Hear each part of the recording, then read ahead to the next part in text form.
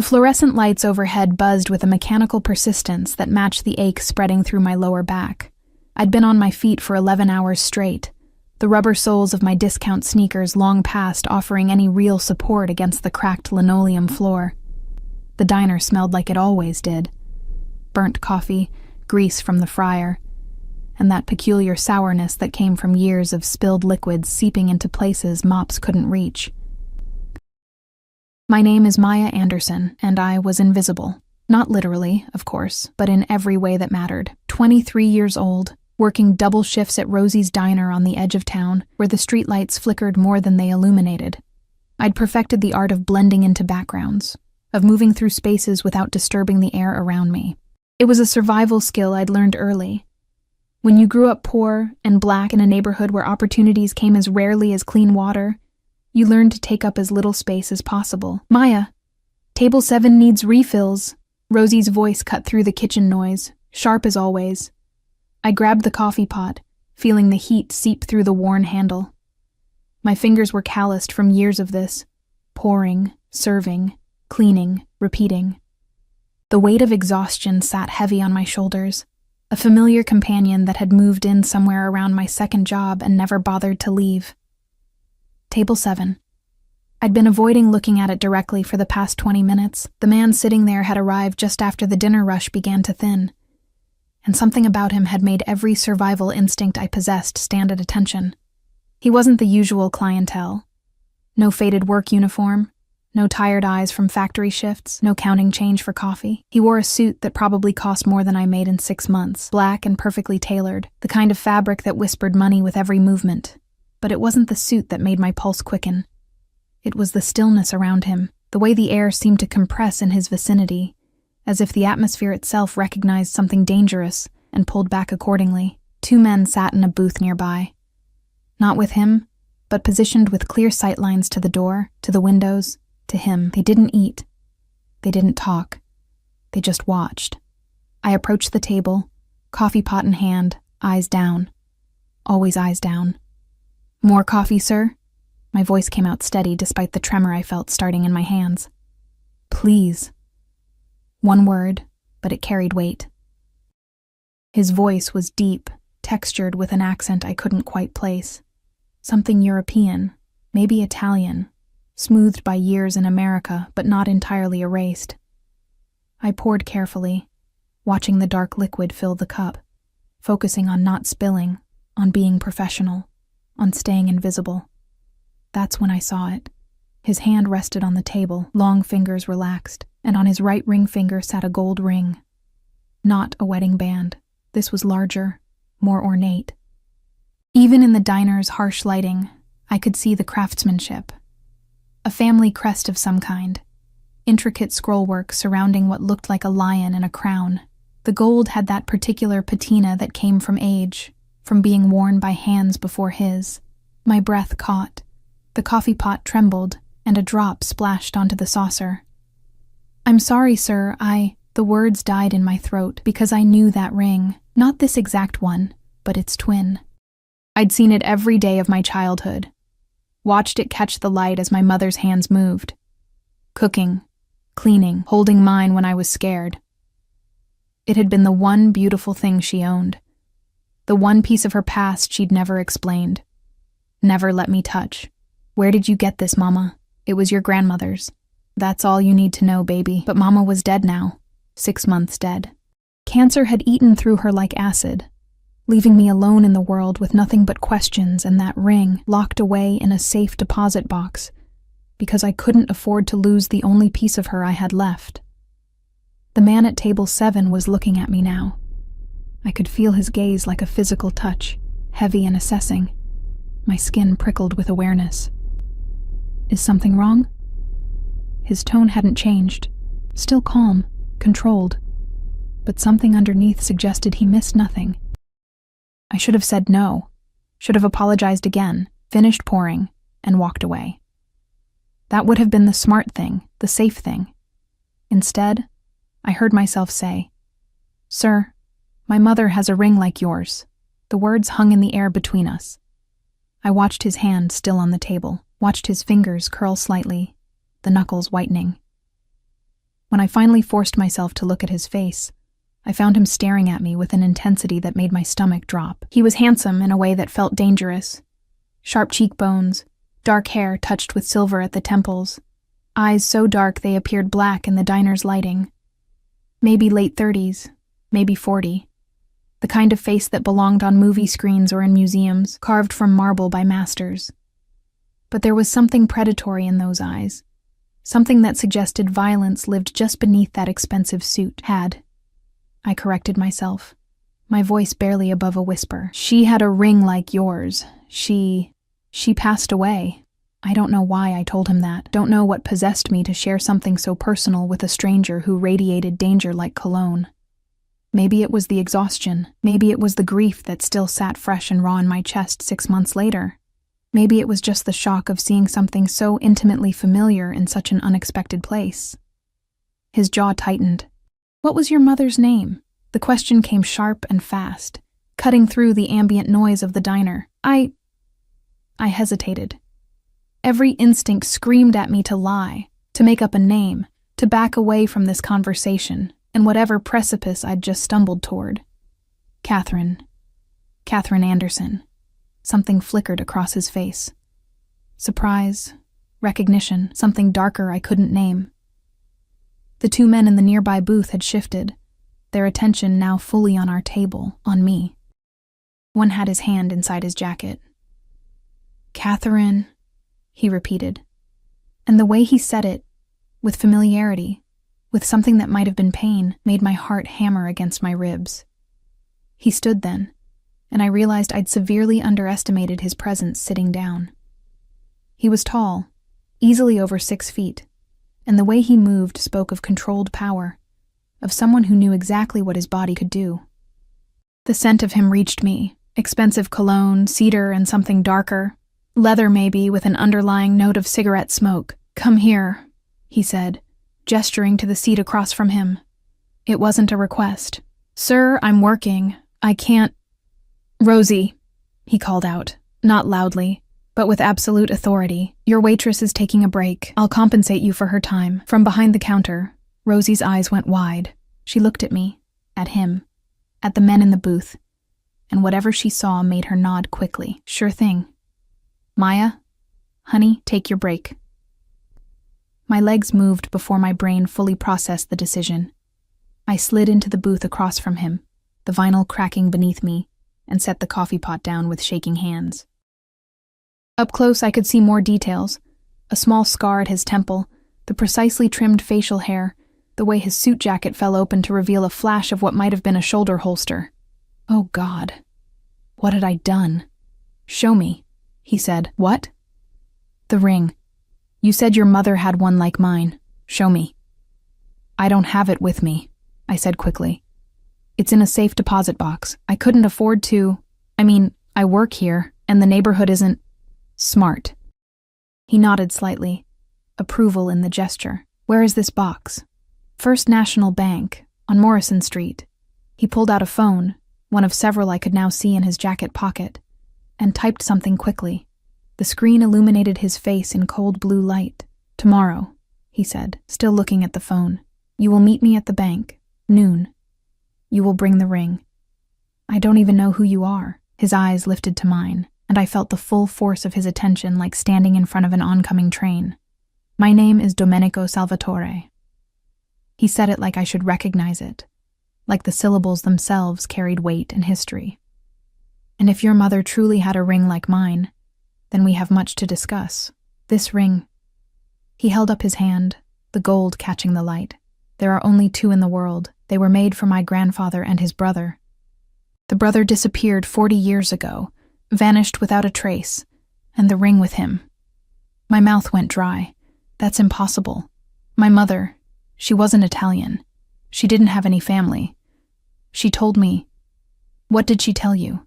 His voice had gone soft, almost gentle. But there was steel underneath. Nothing.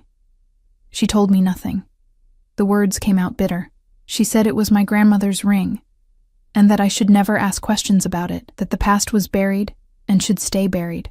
Domenico leaned back in the booth, studying me with those unsettling dark eyes. A long moment passed, filled only with the clatter of dishes from the kitchen and the low murmur of other diners who had no idea they were sitting 20 feet from whatever this was.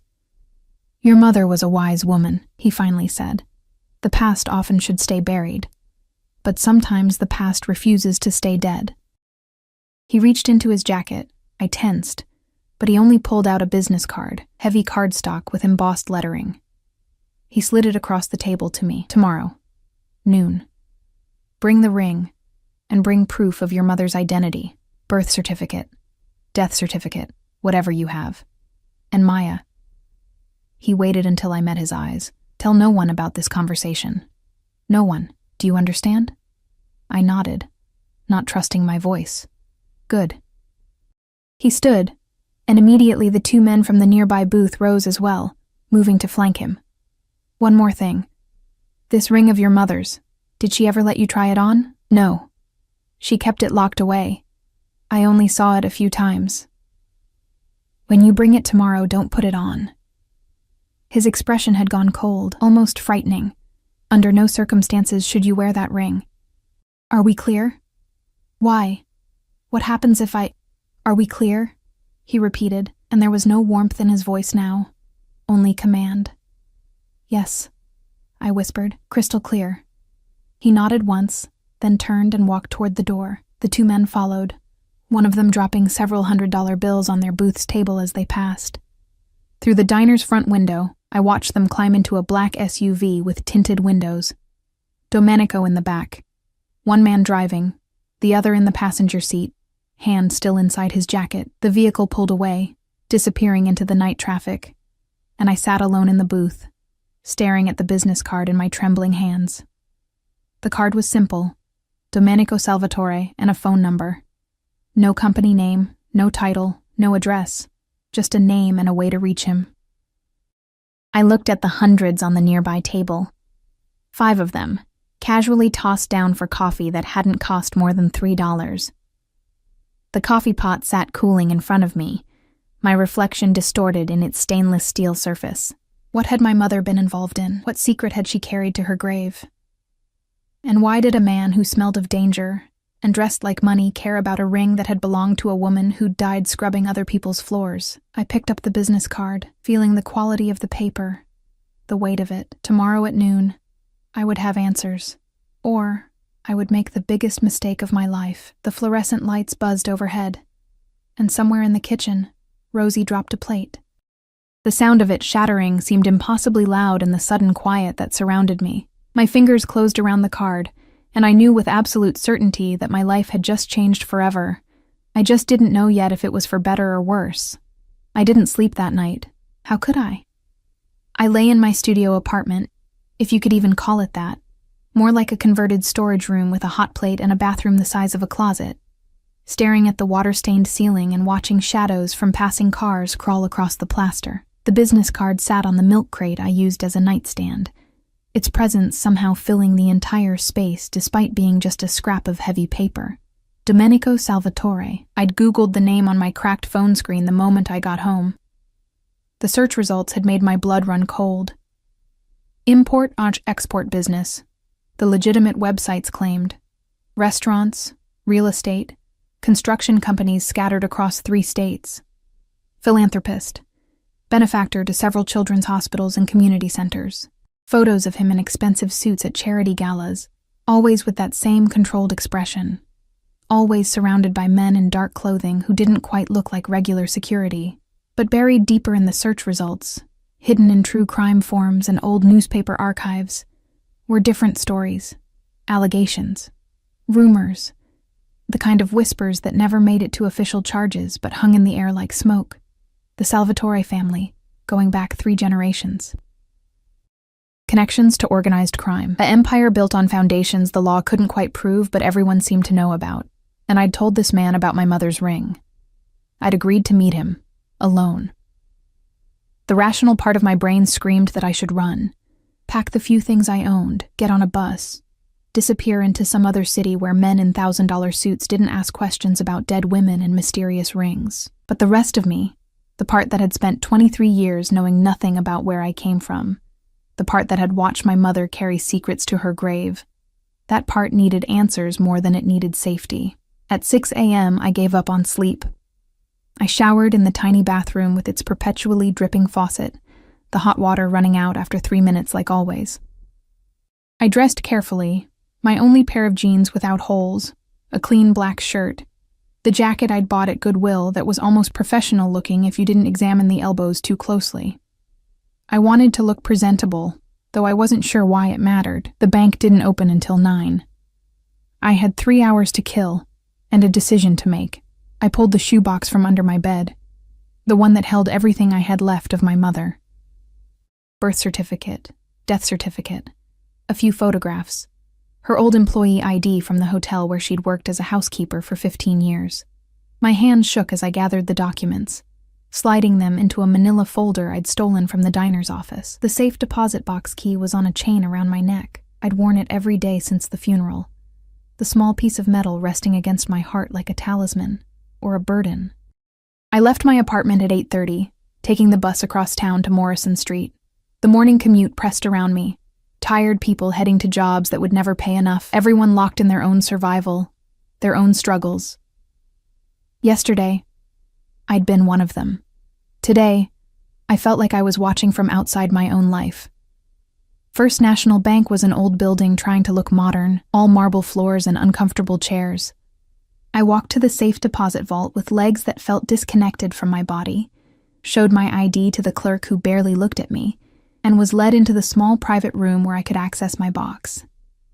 The ring sat in the metal box on a bed of tissue paper, exactly where I'd placed it 6 months ago. I'd forgotten how beautiful it was. Gold, heavy and warm when I picked it up, with that same intricate design I'd seen on Domenico's hand. A family crest, a lion rampant, a crown, scrollwork that seemed to tell a story I couldn't read. The inside of the band was engraved with something in Italian, the letters worn smooth with age. My mother's hand had worn this ring. Before I was born, before she'd become Catherine Anderson, single mother and hotel housekeeper, who had she been? What life had she fled? I remembered Domenico's warning, don't put it on. I wrapped the ring carefully in tissue paper and slipped it into my jacket pocket, the weight of it somehow heavier than it should be. By 11:30, I was standing outside the bank, the manila folder clutched in my sweating hands. The morning had turned gray, clouds rolling in with the promise of rain. The air smelled like asphalt and exhaust, the particular perfume of the city. The black SUV appeared at exactly noon. It pulled up to the curb in front of me with the smooth silence of expensive machinery, the tinted windows revealing nothing. For a wild moment, I considered running. My legs tensed, ready to bolt, every prey instinct my ancestors had passed down screaming at me to flee. The back door opened. Domenico sat inside, dressed in another impeccable suit, charcoal gray today, with a black shirt and no tie. He looked like he'd stepped out of a fashion magazine or a nightmare. The interior of the SUV was leather and wood grain, the kind of luxury I'd only seen in movies. "Get in, Maya." His voice was calm, but it wasn't a request. I got in. The door closed behind me with a solid thunk, and immediately I felt the separation from the outside world. The windows were heavily tinted, I could barely see out. The driver didn't turn around, didn't acknowledge my presence. Beside him in the passenger seat sat another man, the bulge of a weapon visible beneath his jacket. "Did you bring it?" Domenico asked. I nodded, not trusting my voice. My hand went to my pocket, feeling the shape of the ring through the fabric. "And the documents?" I held up the manila folder. He took it with careful hands, opening it in his lap. I watched his face as he examined my mother's birth certificate, his expression unreadable. His fingers traced the edges of the death certificate, and for just a moment something flickered in his eyes. Pain, perhaps, or regret. "Catherine Marie Anderson," he read aloud. "Born March 15, 1975, in Chicago, Illinois. Died January 8, 2025, in County General Hospital." He looked up at me. "Lung cancer?" "Yes." My throat felt tight. She never smoked a day in her life, but she spent 15 years cleaning hotel rooms with industrial chemicals and no ventilation. The doctors said. I stopped, swallowing hard. "It doesn't matter what they said. She's gone." He was quiet for a long moment, still looking at the papers. No father listed on your birth certificate. She said he was gone before I was born. She said I didn't need to know about him. I'd heard that line so many times growing up, had learned to stop asking.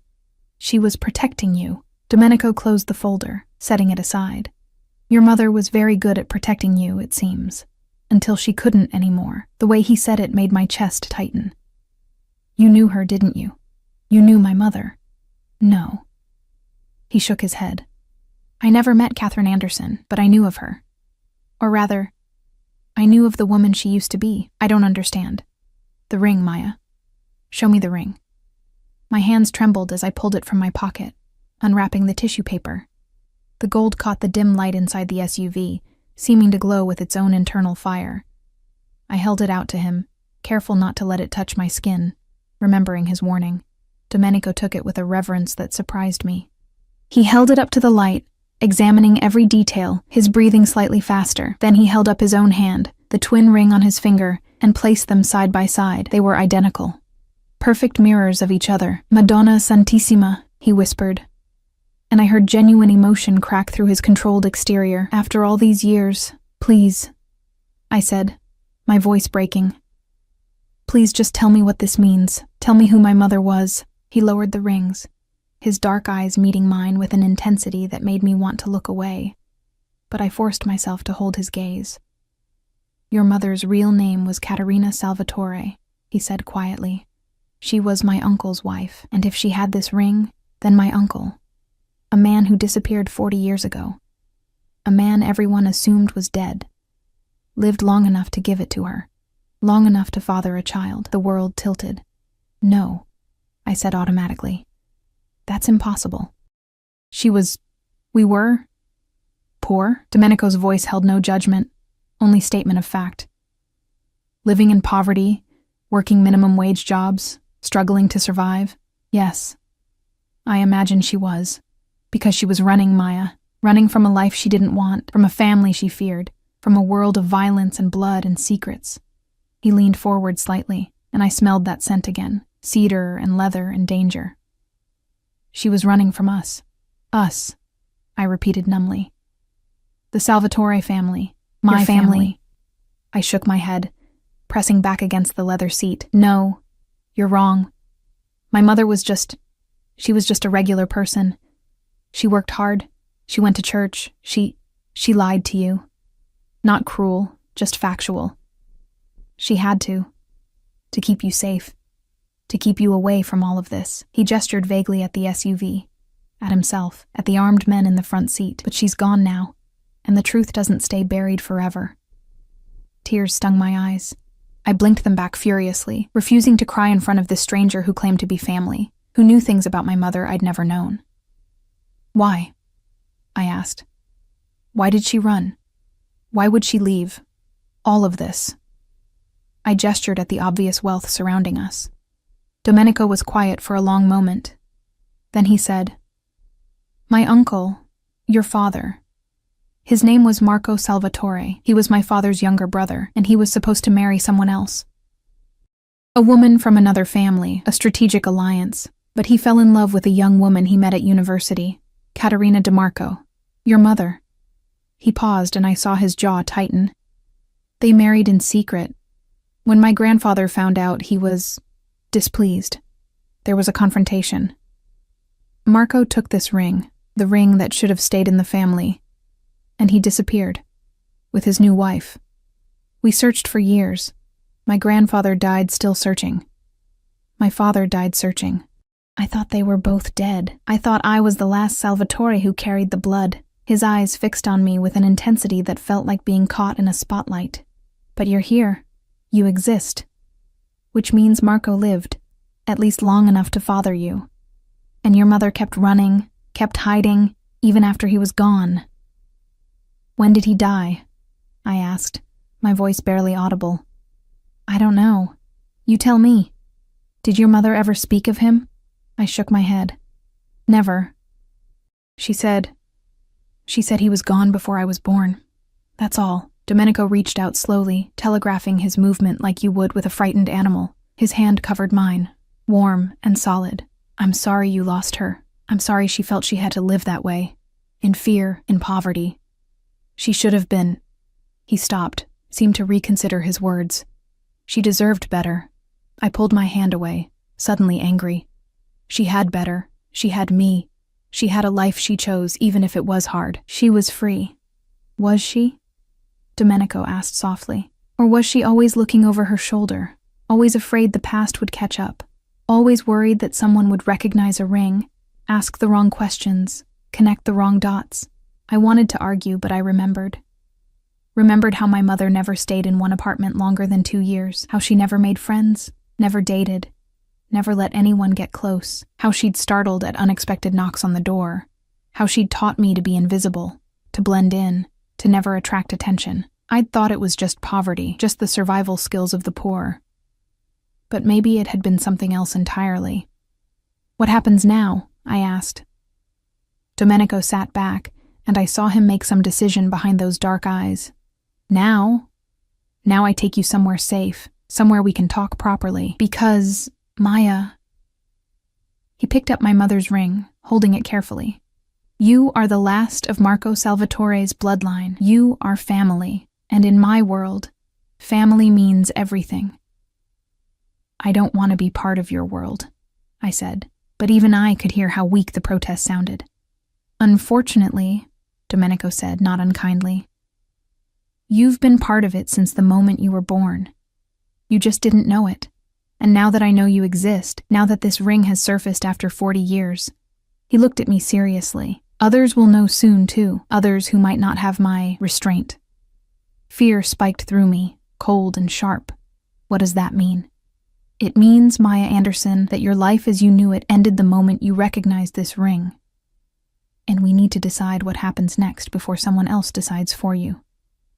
The SUV began to move, pulling away from the bank, and I realized with a jolt that I hadn't agreed to go anywhere. I hadn't agreed to any of this. Where are we going? I demanded, reaching for the door handle. Locked, Domenico said calmly. For your protection. Let me out, right now. Let me out or I'll... You'll what? He didn't sound angry, just curious. Scream? Fight? Run? And then what, Maya?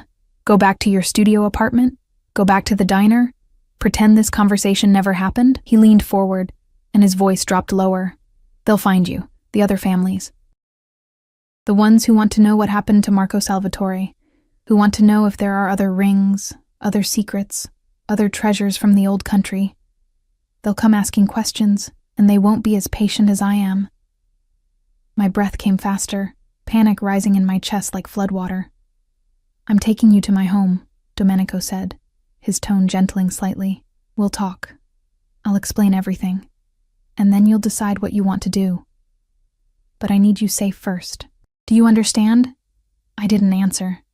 Couldn't answer. The city slipped past the tinted windows, familiar streets giving way to unfamiliar ones, and I sat trapped in leather and luxury with a man who claimed to be my family, but felt like a beautiful prison made flesh. My mother's ring sat in his palm, catching the light, and I wondered if this was what she'd been running from all along, not poverty, not hardship, but this golden cage dressed up as belonging. The house, if you could call it that, sat behind iron gates that opened silently at our approach. Estate would have been more accurate. Maybe compound. The kind of place that existed in a different universe from my studio apartment with its water-stained ceiling and broken radiator. We drove up a tree-lined driveway that seemed to go on forever, perfectly manicured lawns stretching out on either side. The main building was white stone, 3 stories of old-world elegance transplanted into American soil. Columns, balconies, windows that gleamed in the afternoon light. Other buildings dotted the property. Guest houses, maybe, or staff quarters. I counted at least 4 men positioned at various points, all wearing dark suits, all watching our approach. Welcome home, Domenico said, and the irony in his voice suggested he knew exactly how surreal this must feel to me. The SUV stopped in front of the main entrance.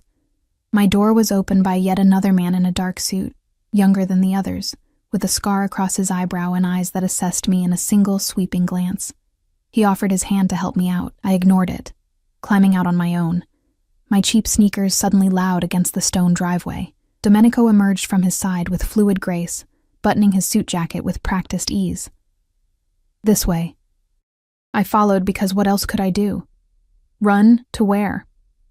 We were miles from anything resembling public transportation, and something told me I wouldn't make it past the first guard even if I tried. The interior matched the exterior. Marble floors, high ceilings, artwork that probably cost more than I'd earn in a lifetime. But it wasn't cold, wasn't sterile. Someone lived here. I could see it in the fresh flowers on the side table, the worn leather of the chairs in what looked like a study, the photographs in expensive frames lining the hallway, family photographs. I caught glimpses as we walked: weddings, christenings, formal portraits, dark-haired men in suits, beautiful women in elegant dresses, children laughing in gardens, a dynasty captured in silver frames. My family, apparently. Strangers wearing faces that might have echoed in my own features if I looked closely enough. Domenico led me to a room off the main hall. A library, floor-to-ceiling bookshelves filled with leather-bound volumes, a fireplace with a low fire burning despite the mild weather. 2 wingback chairs sat angled toward the fire, a small table between them bearing a crystal decanter and glasses. "Sit," he said, gesturing to one of the chairs. "Please." The please felt like an afterthought, but I sat anyway. The chair embraced me with butter-soft leather, and I had to resist the urge to sink into it, to let its comfort seduce me into forgetting where I was and why. Domenico poured 2 glasses of something amber from the decanter. He offered me one. I shook my head. "It's just whiskey. Not poisoned, if that's what you're worried about." A slight smile touched his lips. "If I wanted you dead, Maya, there are far more efficient methods." That's not comforting. It wasn't meant to be. It was meant to be honest. He took a sip from his glass, then set it down and settled into the chair across from me. "Your mother's ring." He pulled it from his pocket, the gold catching the firelight. He set it on the table between us, next to his whiskey glass. Then he removed his own ring, the twin, and placed it beside the first. 2 rings. 2 halves of a story I'd never known existed. "These were made in Naples in 1952, Domenico began, his voice taking on the quality of a storyteller, of someone passing down history. "My grandfather, Antonio Salvatore, and his brother Giovanni, commissioned them when they came to America. A symbol of brotherhood, of blood, of loyalty. Antonio had this one." He touched his own ring, "and Giovanni had the other. But you said it was your uncle Marco who had my mother's ring." "Yes." "Giovanni died young. A rival family, a power struggle. The usual story. His ring passed to his son, Marco, my uncle.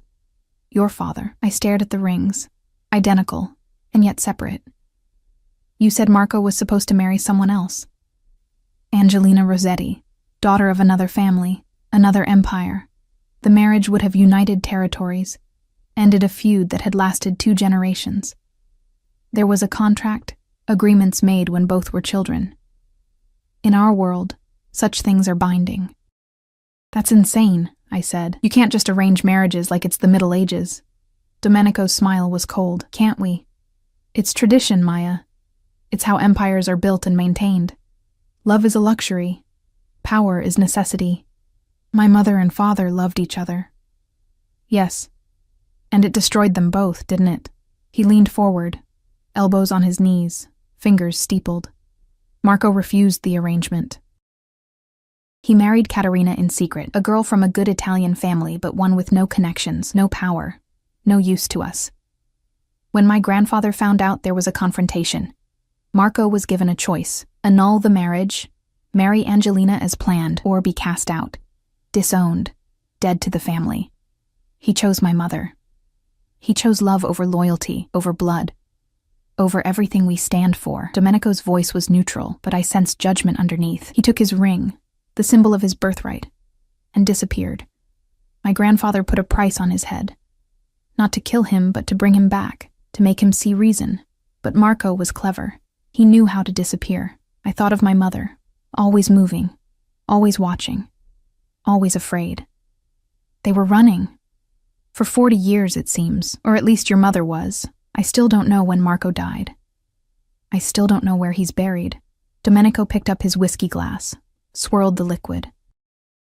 But he had time to father a child, to give his ring to his wife, to create you. The way he said it, to create you, made me sound like a thing, a consequence, rather than a person. What happened to Angelina? I asked. The woman he was supposed to marry? Something dark crossed Domenico's face. She married someone else, a man from the Rossetti family approved. They had children, built their own dynasty. He paused. She died 2 years ago, cancer, ironically, like your mother. We sat in silence for a moment, the fire crackling, the weight of all this history pressing down on my shoulders. Why are you telling me all this? I finally asked. What do you want from me? Domenico set down his glass and leaned back, studying me with those unreadable dark eyes. What do I want? That's an interesting question. 3 days ago, I wanted to expand my territory north, negotiate a treaty with the Castellano family, and figure out who was skimming from my casino operations. Simple problems with simple solutions. And now? Now I have a cousin I didn't know existed, a blood relative. The daughter of the man my grandfather mourned until his dying day, the living proof that Marco Salvatore's line didn't end, that the family continues. He stood, walked to the fireplace, stared into the flames. Now, everything is complicated. I watched his profile, the way the firelight cast shadows across his sharp features. I don't want anything from you. I don't want your money or your family or your world. I just want answers about my mother. You already have those answers. He turned to face me. Your mother was Caterina Salvatore, born Caterina DeMarco. She married for love, ran for survival, and lived in hiding to protect her daughter from a world of violence and blood feuds and ancient obligations. She succeeded, until she died. Now you're here, and the hiding is over. So I just... What? Go back to my life? Pretend this never happened? Domenico laughed, but there was no humor in it. You really think it's that simple, Maya? The moment you showed me that ring, the moment you told me your mother's name, you set events in motion that can't be stopped. I've already had to make calls, arrange security, put out feelers to see if anyone else knows about you yet. Fear spiked through me again, sharp and cold. What do you mean, security? Am I in danger? Potentially. He said it so calmly, like discussing the weather. There are people who would very much like to know what happened to Marco Salvatore. People who held grudges against him, against the family. People who might see you as leverage, or as a loose end that needs tying up. I stood abruptly, the chair scraping against the floor. Then let me go. Let me disappear like my mother did. I can change my name, move to another city. And how long would that last? Domenico crossed to me in 3 long strides, stopping close enough that I had to tilt my head back to meet his eyes. A year? 5? Until someone notices the resemblance, sees you wearing a ring you shouldn't have, asks the right questions. Your mother had the advantage of starting over before the internet, before facial recognition, before everything was documented and searchable. You don't have that luxury. So what are you saying? That I'm trapped here? That I'm a prisoner? I'm saying your family. His hand came up and I flinched, but he only tucked a strand of my hair behind my ear, the gesture oddly gentle. And family stays where I can protect them. I jerked away from his touch. I'm not your family. I'm a stranger who happens to share some DNA. That doesn't give you the right to what? Keep you alive? His voice hardened. You're right. I could let you walk out of here, let you go back to your studio apartment, your shifts at the diner. And in a week, maybe 2, someone would find you. Maybe they'd just ask questions. Maybe they'd torture you for information I don't think you have. Maybe they'd kill you just to send me a message. He stepped closer again, and this time I held my ground. Or, he continued, his voice dropping lower, you stay here, under my protection, safe, fed, no more double shifts, no more burned coffee and grease stains. No more wondering if you can make rent. You learn about where you came from, who your father was, what your legacy means. And in return, you give me information, anything your mother might have told you, anything that might help me understand what happened 40 years ago. That's it? I just stay here? For now. Until I'm certain no one knows about you yet. Until I can neutralize any threats." His hand lifted again, and this time he let his fingers trail down my cheek, his touch warm against my skin. "Is that really so terrible? A beautiful home, safety, family?" I wanted to say yes, wanted to tell him that a gilded cage was still a cage, that I'd rather take my chances than become whatever he wanted me to be. But I thought about my apartment, about walking home alone at night through streets where violence was common as rain, about the exhaustion that sat in my bones from years of barely surviving, about being alone in the world with no one who cared if I lived or died. "I need time," I said. "I need to think." "Of course." Domenico's hand dropped away. "Take all the time you need, but you'll do it here, where it's safe." "Maria." The door opened immediately. Had someone been waiting outside? And a woman in her 50s entered, round-faced and kind-eyed, wearing a simple dress and an apron. "Maria will show you to a room," Domenico said. "You'll find clothes there, toiletries, everything you need. We'll have dinner at 8. I'll send someone for you." It wasn't a suggestion. I followed Maria out of the library, through hallways that seemed designed to disorient, up a grand staircase to the second floor. She chattered in Italian-accented English about the house, about Mr. Salvatore, about how happy everyone was to have family visiting. I barely heard her. The room she showed me to was larger than my entire apartment. A 4-poster bed dominated the space, piled with pillows and draped in fabric that looked too expensive to touch. Floor-to-ceiling windows overlooked the gardens. An ensuite bathroom with a tub I could swim in. A walk-in closet already filled with clothes in my size. How had they managed that so quickly? "You rest now," Maria said, patting my arm with maternal warmth. "Dinner at 8. I'll come get you, yes?" She left before I could respond. I stood in the center of that beautiful room, surrounded by luxury I'd never imagined, and felt more trapped than I ever had in my tiny apartment with its broken radiator and stained ceiling. Because that apartment had been mine, my choice, my life. This was something else entirely. I walked to the window, looked out at the grounds, at the guards I could see patrolling in the distance, at the high walls and iron gates. My mother had run from this, had chosen poverty and fear over wealth and family. Now I was standing in the place she'd fled, wearing the legacy she'd tried to bury. And I had no idea if I could ever leave. The afternoon sun slanted through the windows, casting long shadows across the floor. Somewhere in the house I heard voices, footsteps, the sounds of a life I didn't understand. I thought about Domenico's words. In my world, family means everything. But what did family mean when it came with guards and guns and threats dressed up as protection? I sat on the edge of that impossibly soft bed, and finally let myself cry. For my mother, for the truth I'd never known, for the girl I'd been yesterday, who had no idea that recognizing a ring would change everything. The tears didn't last long. I'd learned early that crying solved nothing. I wiped my eyes, stood, and walked to the closet. The clothes were beautiful, designer labels, perfect fits, the kind of things I'd only ever seen on mannequins in store windows I couldn't afford to enter. I chose the simplest dress I could find, dark blue and elegant, and laid it out for dinner. If I was going to be trapped in this golden cage, I'd at least face it with dignity. My mother had taught me that much. Dinner was served in a formal dining room that could have seated 20, but held only 2. Domenico sat at the head of an enormous mahogany table, and I was placed to his right, close enough that the intimacy felt deliberate. Crystal chandeliers cast warm light over china so delicate I was afraid to touch it, silverware that was actually silver, wine glasses that probably cost more than my monthly rent. Maria served the first course, some kind of soup with herbs I couldn't identify, rich and complex.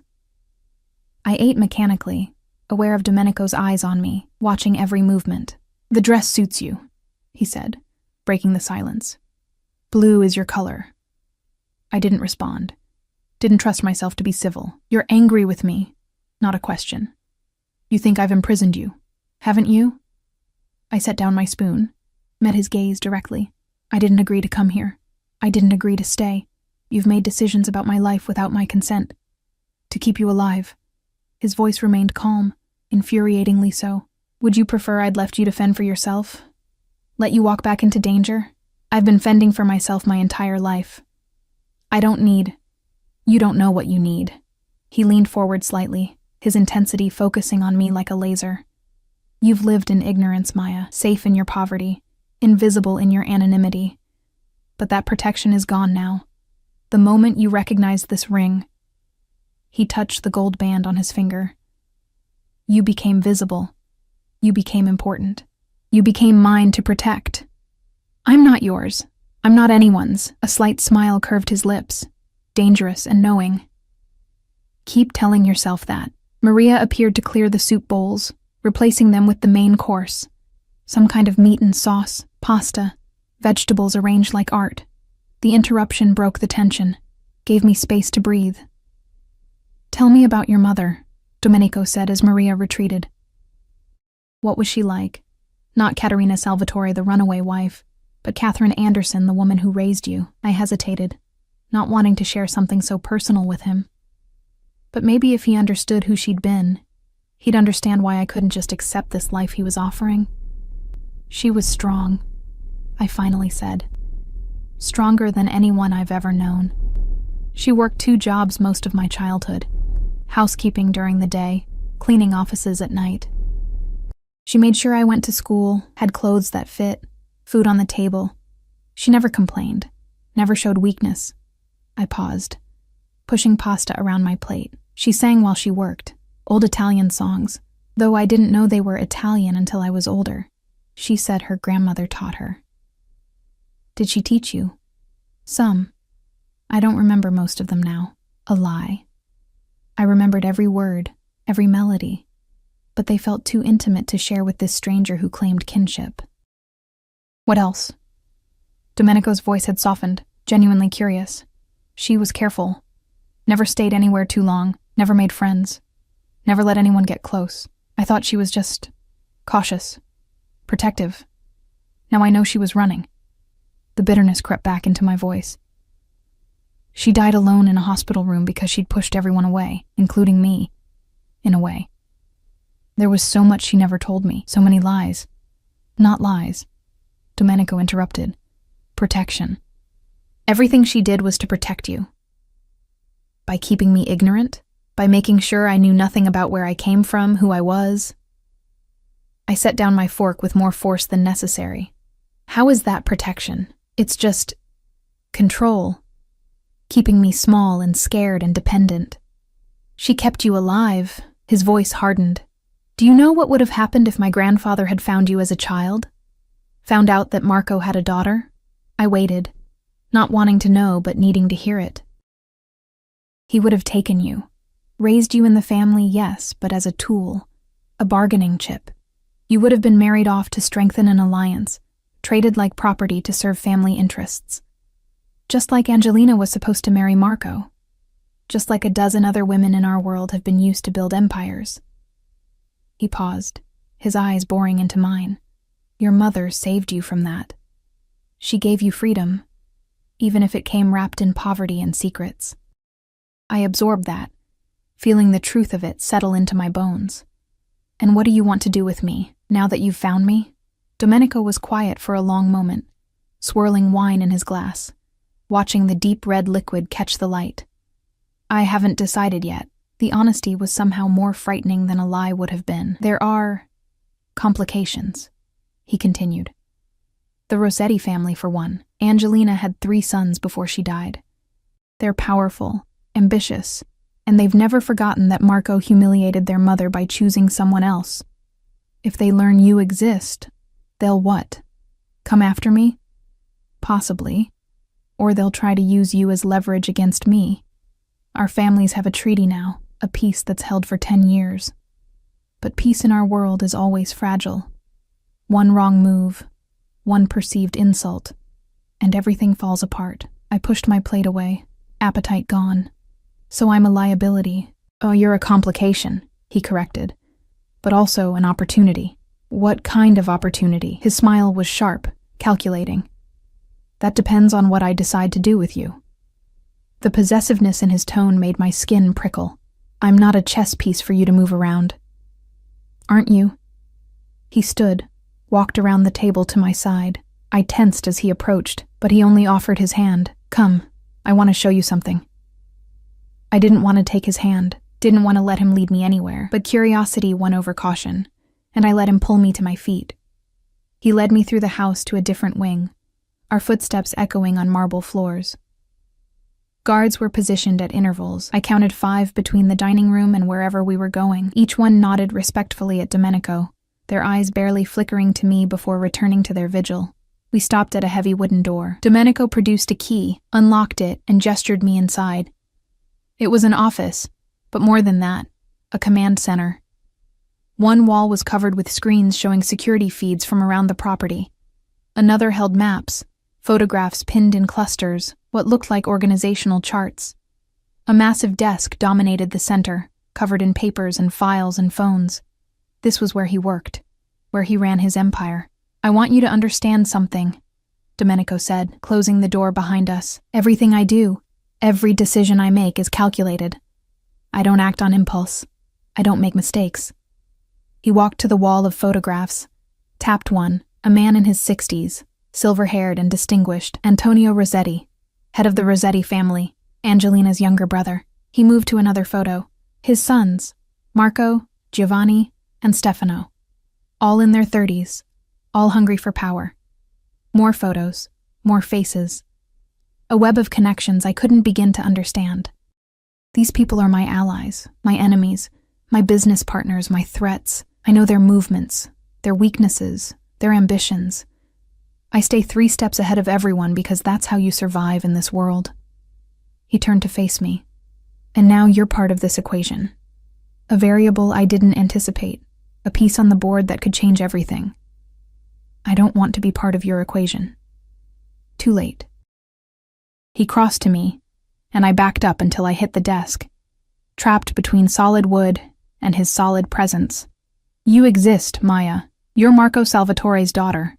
That means something, whether you want it to or not. What does it mean? I asked, hating how my voice shook slightly. His hand came up, fingers trailing along my jaw, tilting my face up to meet his eyes. It means you're valuable. It means people will want to use you, control you, eliminate you. It means you need protection. Your protection. Yes. His thumb brushed across my lower lip, and I felt heat pool in my stomach despite my fear, despite my anger. My protection. My resources. My name. In exchange for what? His smile was slow, predatory. We'll negotiate terms. I pushed against his chest, needing distance, needing air. He let me move him back, but only barely. I'm not for sale. Everyone's for sale, Maya. It's just a matter of finding the right price. He stepped back fully then, giving me space. But I'm a patient man. You'll come to understand that staying here, accepting my protection, is the best option you have. And if I don't, then I'll convince you, said with absolute certainty, as if my capitulation was inevitable. A phone on his desk buzzed. He glanced at it, frowned, then picked it up and read whatever message had appeared. His expression darkened. Problem? I asked. Yes. He looked at me, and something in his gaze made my blood run cold. It seems word of your existence has already leaked. Antonio Rossetti just requested a meeting. He wants to discuss recent developments regarding the Salvatore family line. Fear spiked through me. How? How could he know already? Someone talked. Someone always talks. Domenico's jaw tightened. I need to handle this carefully. The wrong response could trigger a war. What are you going to do? He was quiet for a moment, thinking, calculating. Then, I'm going to tell him the truth, that Marco Salvatore's daughter has been found, that she's under my protection, and that any move against her is a move against me. That's not going to go well, is it? No. He moved to the wall of screens, studying the security feeds. Antonio will see you as a threat, or an opportunity. Either way, he'll want to meet you. I don't want to meet him. What you want is irrelevant. He said it matter-of-factly, without cruelty. This is happening whether you're ready or not. The question is how we handle it. He turned back to me, and I saw the wheels turning behind his dark eyes. Saw him fitting me into whatever plan he was forming. Tomorrow, he said. We'll go to my office downtown. I'll arrange a meeting with Antonio on neutral ground. You'll be introduced as family, under my protection. You'll say very little. Let me do the talking and you'll show no fear. Can you do that? I don't know. You can. He crossed to me again, gripped my shoulders firmly. You're stronger than you know, Maya. Your mother was strong enough to run, to survive, to protect you for 23 years. That strength is in your blood. You just need to find it. His hands were warm through the thin fabric of my dress, his proximity overwhelming. I could smell his cologne, see the flecks of amber in his dark eyes, feel the controlled power radiating from him. I'm afraid, I admitted quietly. Good. Fear will keep you sharp. His hands slid down my arms, squeezed gently, then released. But don't let anyone else see it. In my world, fear is weakness, and weakness gets you killed. He stepped back, adjusted his cufflinks with practiced ease, the businessman sliding back into place over whatever emotion had flickered in his eyes. Maria will bring you breakfast at 7 tomorrow. Wear something professional. There are appropriate clothes in your closet. We leave at 9. He walked to the door, paused with his hand on the knob. And Maya, don't try to leave tonight. You won't make it past the gate, and it would only complicate things. Then he was gone, the door closing behind him with quiet finality. I stood alone in his office, surrounded by screens and secrets, feeling the walls of my gilded cage close in a little tighter. Through the windows, I could see the grounds lit up with security lights, guards making their rounds, the high walls that separated this world from everything I'd known. My mother had escaped this, had chosen poverty and fear over luxury and control, but she'd had my father to run with, someone who loved her enough to give up everything. I was alone. I walked to the desk, looked at the photographs pinned to the wall. All these faces, all these threats and allies and complications, and now I was part of it, whether I wanted to be or not. My reflection stared back at me from one of the dark screens, a young woman in an expensive dress, looking lost and small in a room designed for power. But underneath the fear, underneath the uncertainty, I felt something else stirring, anger. My mother had run because she had no choice, because the world she'd married into gave her no power, no voice, no options, but I wasn't living in her world anymore. Times had changed. Women had changed. Maybe I couldn't escape this cage. But maybe I didn't have to accept the bars either. I thought about Domenico's words. You're stronger than you know. Maybe it was time to find out if he was right. I left the office, found my way back through the labyrinth of hallways to my room. Maria had turned down the bed, left a silk nightgown laid out, placed fresh flowers on the nightstand. I ignored all of it, went to the window, and looked out at the night. Tomorrow I'd meet the Rossetti family. Tomorrow I'd step fully into this world of power and violence and ancient grudges. Tomorrow I'd find out what I was really made of.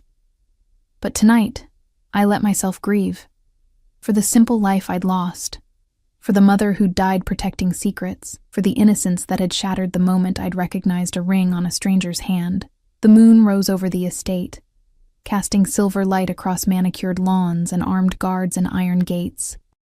And I stood at the window of my beautiful prison and wondered if I'd ever truly be free again. The black suit Maria laid out for me looked like armor, tailored jacket, pencil skirt, silk blouse the color of cream, heels that added 3 inches to my height and made me feel like I was walking on stilts. But when I looked in the mirror, I barely recognized myself. I looked powerful, polished, like I belonged in Domenico's world. The illusion was almost convincing. Breakfast was served in a smaller dining room, just Domenico and me. He wore navy today, a tie the color of blood, and he ate with the focused efficiency of someone for whom meals were fuel, not pleasure. Nervous? He asked, not looking up from his phone. Terrified. Good. Use it. He set down the phone, finally meeting my eyes. Antonio Rossetti is a predator. He'll look for weakness, for leverage, for any advantage he can exploit. You give him nothing.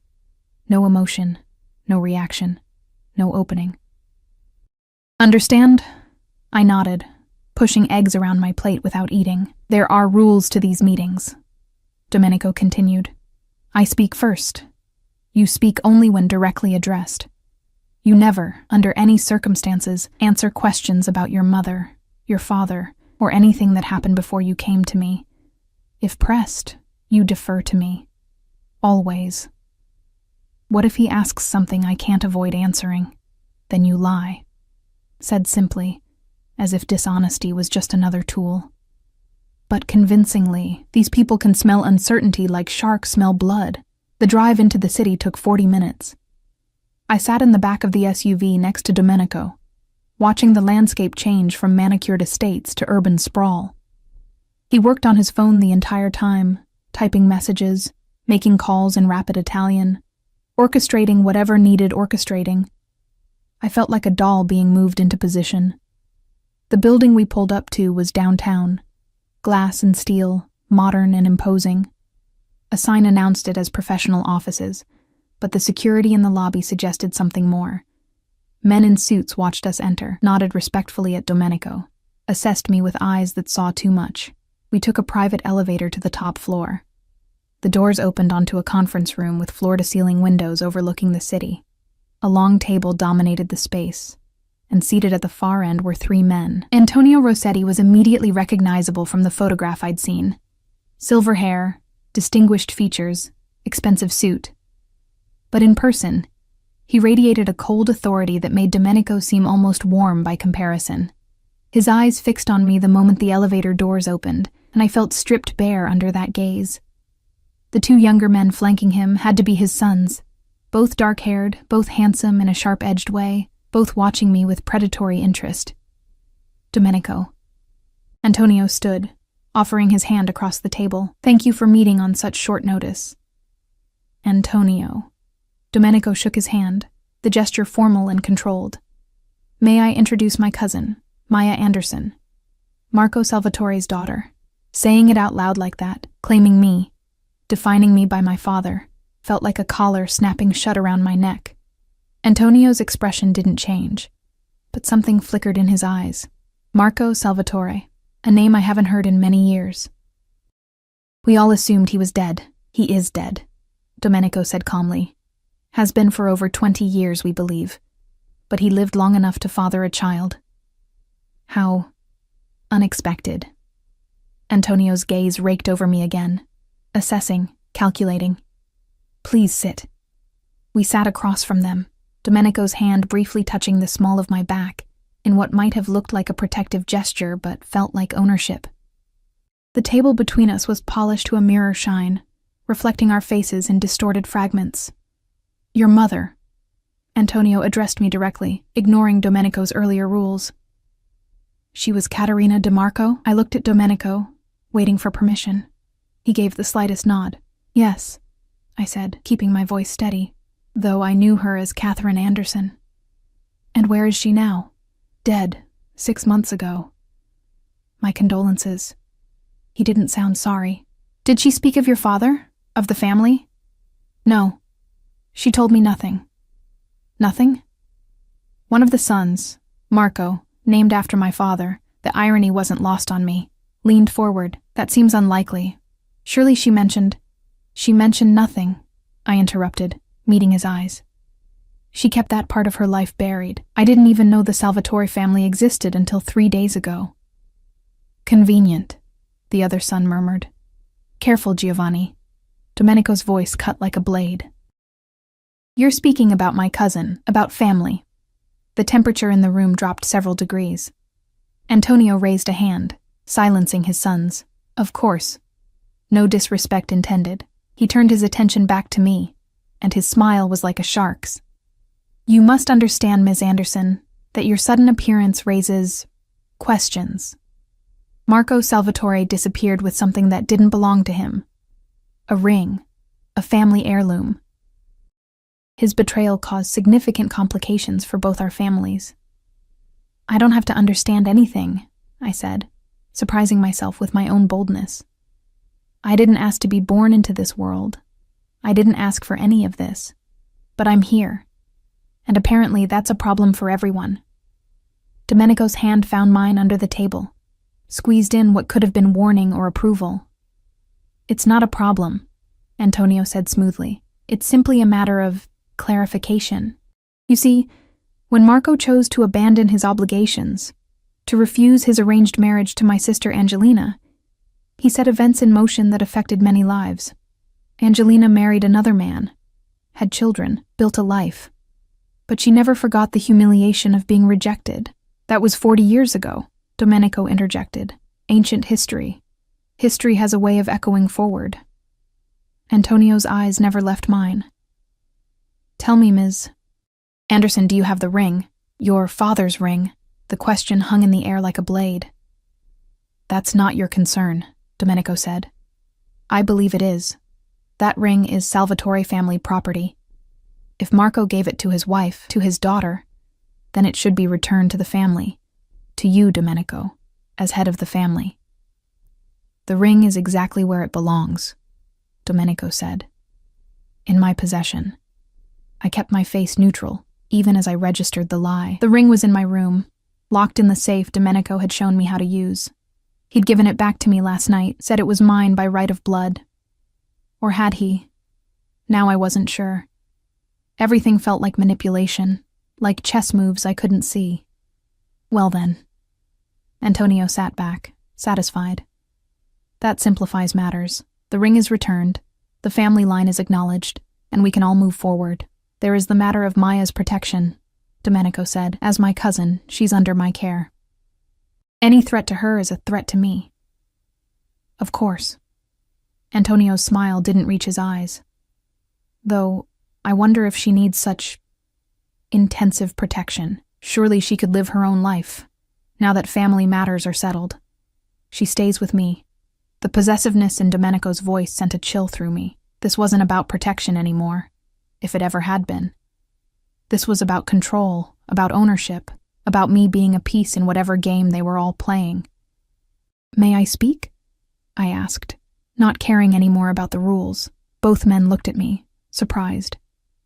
I didn't ask for any of this, I repeated, my voice stronger now.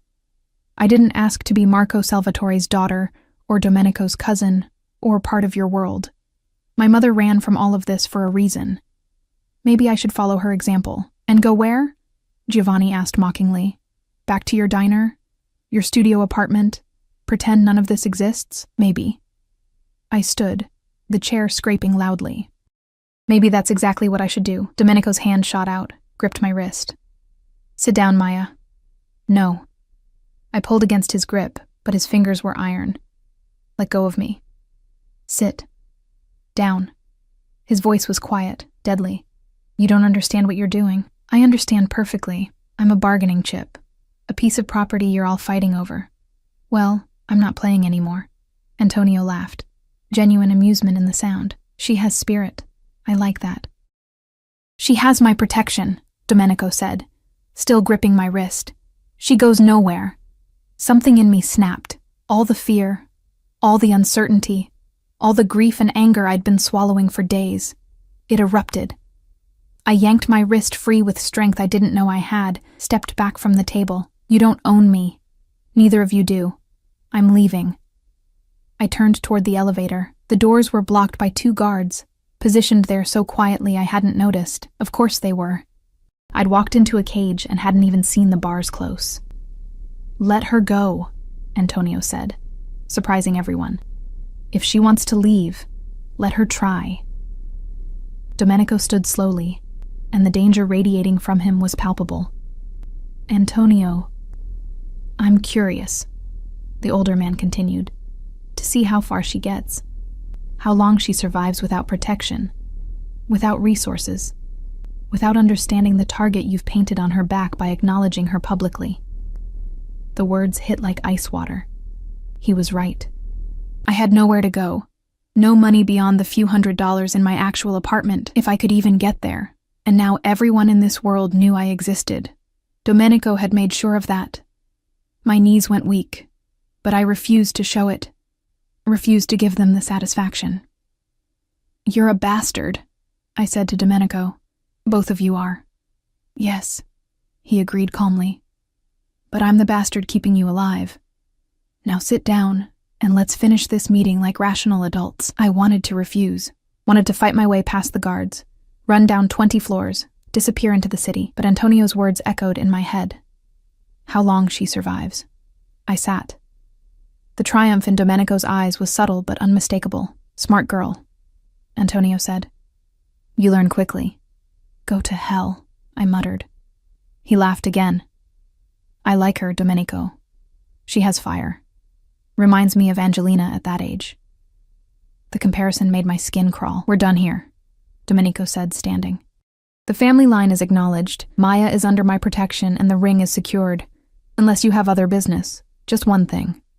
Antonio stood as well, buttoning his suit jacket. A suggestion, really. This situation, Marco's daughter suddenly appearing, it creates opportunities. Opportunities that benefit both our families. What kind of opportunities? Domenico's voice was carefully neutral. A marriage, perhaps. A union that could finally heal the rift Marco created. My youngest son, Stefano. He gestured to a young man I hadn't noticed before, standing by the windows. He's unmarried, ambitious, and quite taken with your cousin. I looked at the man by the window, late 20s, handsome in a cold way, watching me with calculating eyes. No, I said flatly. You're not being asked, Antonio replied. I'm merely suggesting to Domenico that such an arrangement would be beneficial. A Salvatore and a Rossetti, finally united. The marriage Marco should have made, completed by his daughter. Poetic, don't you think? No, I repeated louder. Absolutely not. Domenico's hand found my shoulder, squeezed hard. I'll consider your suggestion, Antonio. But Maya's future is not open for negotiation at this time, of course. Take all the time you need. Antonio's smile was predatory. But consider it carefully. Such alliances have value, and in our world, value is everything. The meeting ended shortly after. Handshakes and false pleasantries exchanged, while I stood there numb, barely processing. Stefano Rossetti approached me as we prepared to leave, took my hand without asking, kissed it in a gesture that felt like ownership. We'll see each other again soon, he murmured. I look forward to getting to know you better. I yanked my hand back, fighting the urge to wipe it on my skirt. The elevator ride down was silent. Domenico's jaw was tight, his phone buzzing constantly with messages he ignored. The guards flanked us, professional and alert. It wasn't until we were in the SUV, doors locked and moving through traffic, that he finally spoke. That went better than expected. I stared at him in disbelief. Better? They want to marry me off like it's the Middle Ages. Antonio wanted to test boundaries, to see how much control I have over you, how invested I am in your protection.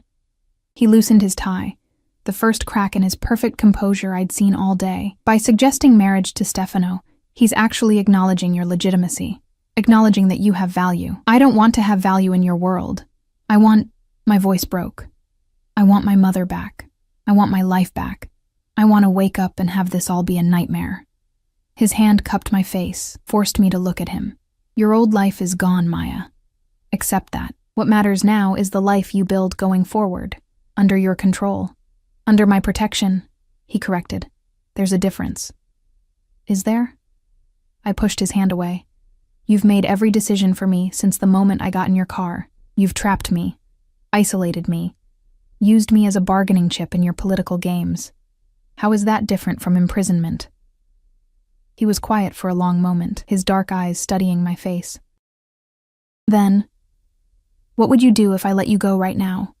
Dropped you at your apartment, gave you money, erased you from family records. Where would you go? I opened my mouth to answer, then closed it, because I didn't know.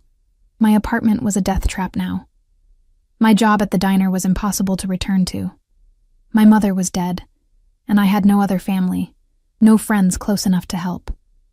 I had nothing, and no one, except the man sitting across from me, watching me realize exactly how trapped I really was. That's what I thought, he said softly. You have two choices, Maya. Accept my protection and the life that comes with it, or die trying to survive alone in a world that now knows you exist. Those are your options. Choose. The SUV slowed as we approached the estate gates. Through the window, I could see the high walls, the guards, the beautiful prison that was now my home. I hate you, I whispered. I know. He reached across the space between us, tucked a strand of hair behind my ear with surprising gentleness. But you'll live. And eventually, you'll understand that I'm not your enemy. Then who is? Everyone else. The gates opened, and we drove through, and I felt them close behind us like a door slamming shut on my old life. That night, I stood at my window again, looking out at the grounds. But this time, something was different. This time, I wasn't just grieving what I'd lost, I was planning.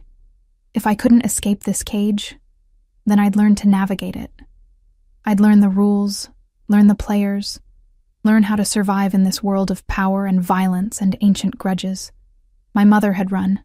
She'd chosen invisibility and poverty over this life. But I wasn't my mother. And maybe Domenico was right. Maybe I was stronger than I knew. The next morning, I came down to breakfast in one of the elegant dresses from my closet.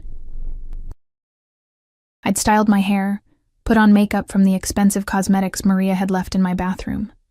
I looked like I belonged. Domenico looked up from his coffee, surprise flickering across his face. I've been thinking about Antonio's suggestion, I said, sitting down across from him, with more confidence than I felt, about the marriage to Stefano. His eyes narrowed. And I think we should negotiate. Not agree, but negotiate. Use it as leverage for something I want. Interest sparked in his expression. What do you want? Information. Access. I want to know everything about my father, about what really happened 40 years ago. I want to see family records, business documents, everything you're hiding. And I want a role, not as your prisoner or your bargaining chip, but as an actual member of this family. Domenico leaned back, a slow smile spreading across his face. You're learning. You said I was strong. Let's find out if you're right. He stood, walked around the table, offered his hand. Welcome to the family, cousin. Let's see what you're really made of. I took his hand, felt the weight of his ring against my palm, and knew I was making a deal with the devil, but maybe the devil was better than being devoured by wolves. Over the following weeks, everything changed. Domenico kept his word. He gave me access to family records, old photographs, documents that painted a picture of my father I'd never imagined. Marco Salvatore had been handsome, charismatic, beloved by his family before his betrayal. The photos showed a man full of life, laughing at family gatherings, young and hopeful. And there, in a photo from a university event, I found her, Caterina DeMarco, before she became Catherine Anderson. Beautiful and radiant, looking at the camera with joy in her eyes. Looking at Marco, who stood beside her, his hand on her waist. They'd been happy. They'd been in love, and they'd destroyed their lives for it. I learned the business too. Domenico brought me to meetings, taught me to read the subtle power plays, showed me how money flowed through legitimate and illegitimate channels in equal measure. I was smart. I'd always been smart, just never had the opportunity to prove it. Now I did. I also learned about Domenico himself, about the pressure he carried, the constant threats, the weight of an empire built on violence and maintained through carefully balanced power. He was ruthless, yes, but also strategic, protective of those he claimed as his own. And bound by codes of honor I was only beginning to understand, and I learned something else, something I hadn't expected. I was good at this. The negotiations, the strategy, reading people and situations. I had my mother's caution, my father's charisma apparently, and my own sharp mind that had been honed by years of survival. In Domenico's world, I found a purpose I'd never had serving coffee and scraping by. The attraction between us grew too, though neither of us acknowledged it openly. It was there in the lingering glances, the accidental touches, the late nights working together when the rest of the house slept.